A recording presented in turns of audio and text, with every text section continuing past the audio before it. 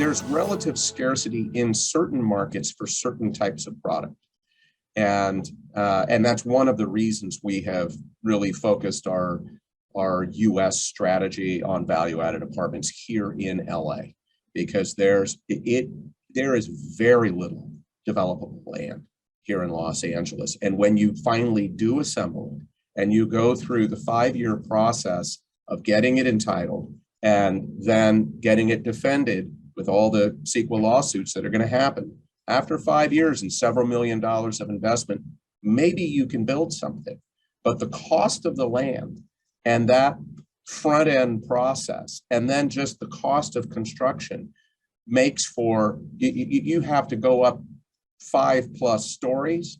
It'll cost you $750,000 to $1 million a unit, even if you're targeting affordable housing, which is just an astonishing number.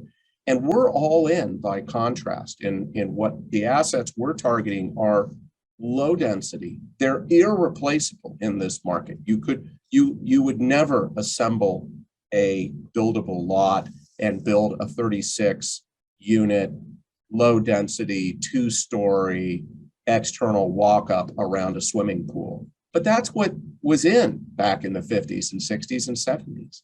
And so we're able to target irreplaceable assets in one of the most supply constrained markets. And there's a finite amount of these assets.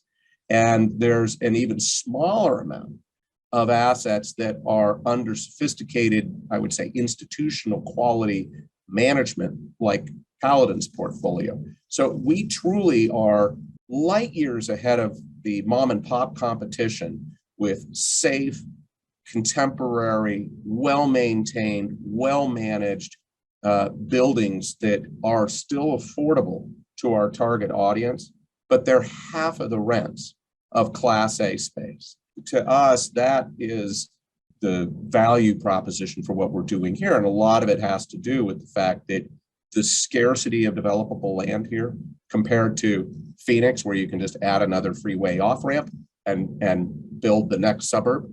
Dallas fits the same. Most cities, whether it's Atlanta, Dallas, Phoenix, they all fit that profile. Los Angeles, the next freeway off-ramp is 2 hours from where the jobs are, whereas we can offer it within a short bus ride from where the jobs are. In Latin America, it's all ground up.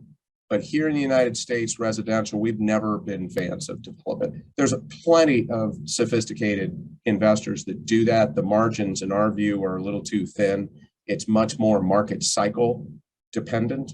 And again, we like focusing on strategies where the demand drivers are cycle resilient.